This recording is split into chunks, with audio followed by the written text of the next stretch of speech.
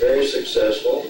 If you've read, if you have seen some of our ads that we have in the paper, one of the things that we say at the bottom of every one of our ads, if we don't fix it, you don't owe us anything. So, and that's our policy here. If we can't help you, we don't charge anything for our services, and so far nobody's got out of here for nothing. So we got a that. I had chronic problems with my neck for several years, maybe 6 or 8 years, and I've been to every pain management clinic I think there is in Austin. It got down to where they wanted to cut a nerve and have surgery to relieve the pain because they couldn't do anything. I sit on the kids' units for months, and it gave me temporary relief, so I knew that this electrotherapy that David has would do me some good. When I got up there, he hooked that over up to me, and just like the next day, I was good to go. I haven't had any pain since. I got a chance to work it out quite a bit. I'm a truck driver, semi-truck. You're like this almost all day long. And it really works. It stopped that pain, and I haven't had any problems with it. I think I did it a couple times, and my pain's gone. Hey, thank you. Appreciate that.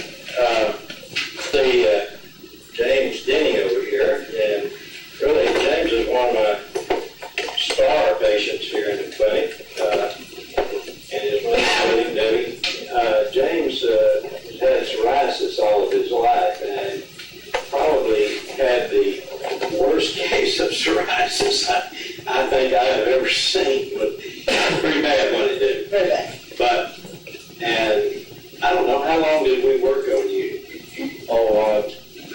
3-4 months, something like that. But I want to tell you, it's well, I'll let you tell them. It's made a difference, hasn't it? Yeah, it's made quite a bit of difference, actually. A lot of the flakiness went away first, and then the redness went away, and it's kind of pink on some places. Face is cleared up the most. I mean, I had it, I grew out facial hair, just so I would cover it. And now, I got rid of it because, it's gone. Really, it's literally gone from my face. I had it all on my forehead. Behind my ears, on my ears, arms, elbows, chest, back. It's literally everywhere. So, but the majority of it has gone away. I tell you what, that's one I don't like.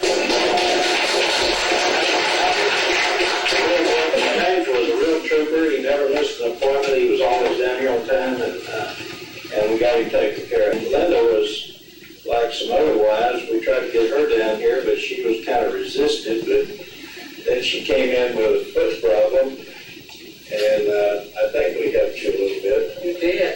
I think I pulled the same thing on you, and I didn't mean to when you were treating me. I go, I can't feel that. And you were saying, I've got it wide open. You can't feel that. I think I have I know now that I had nerve damage in there.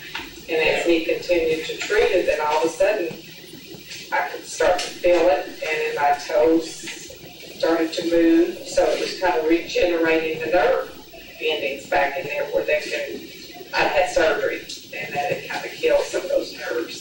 She had surgery on both sides of her second toe, between her big toe and on the other side, and they removed a tumor, I think. Well, it's called neuroma, and that is a tumor. It's got nerves that wrap around it, and it's a burning, hurting pain that I'd experienced from today. I've been going to a doctor with cortisone shots and trying to get rid of it for a year.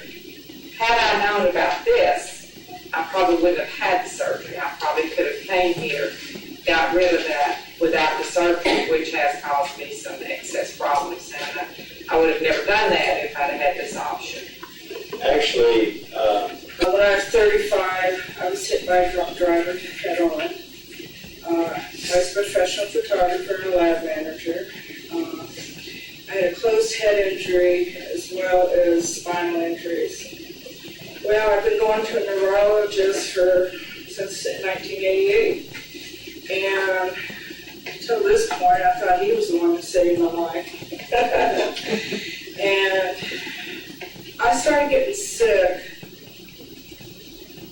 When was it? but I guess it was about December of last year, and I kept going downhill, and I couldn't figure out what it was. And then I got a bacterial infection from my little grandbaby, and after that had manifested and gone away with antibiotics, I just kept going downhill, and I kept thinking, my stamina's gone. You know, I feel like I'm drained, I'm waiting to die or something.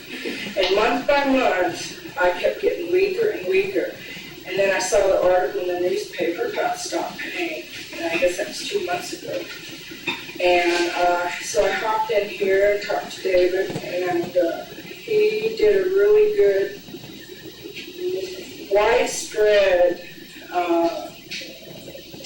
program with me that included my fibromyalgia, my spinal stuff, bacterial infection, and fatigue.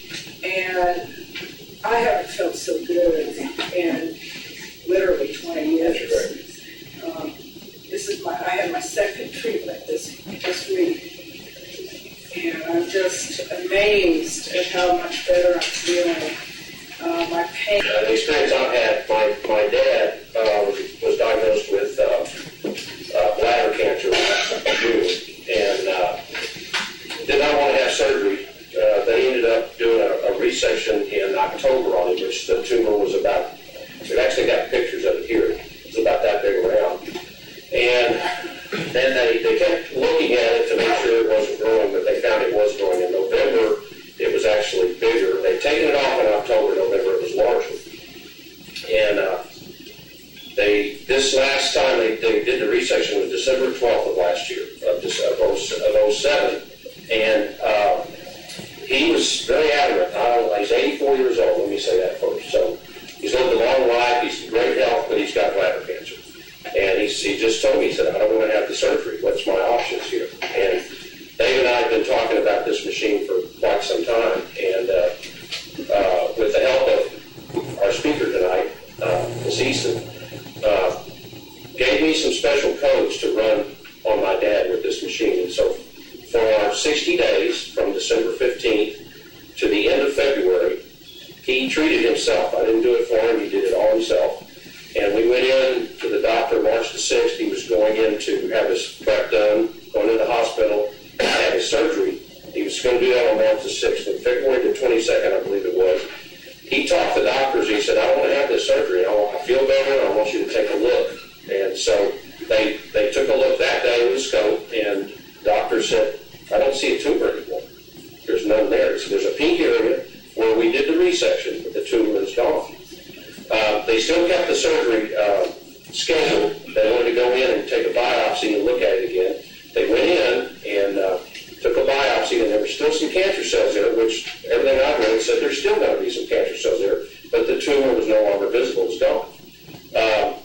About a month ago, he went back in. They did CAT scans, they did PET scans, they did bone scans, they did x-rays, and they also looked with a scope, and they couldn't find anything. But they still wanted to remove his bladder. This was the interesting part. They were adamant about you're in great shape, we've got it in remission, and we want to see what just take this thing out, that way you won't be bothered with it. But they couldn't tell him what the prognosis was going to be. He kept saying, well, what if you take it out, am I going to have problems? He said, we can't tell you whether you are or whether you aren't, but you're in good shape, so we want to take it out. And he's 84, kind of hungry. Island met him today, so she can attest to his honoriness. But he just said, no, I'm not going to do it. And they could not give us any good reason why they could. It wasn't there anymore. And for 2 or 3 days after that, they kept calling him, trying to get him to come in to have surgery. But he's scheduled every 60 days to have a scan and have it looked at. But right now, he's cancer. The tumor's gone mysteriously, just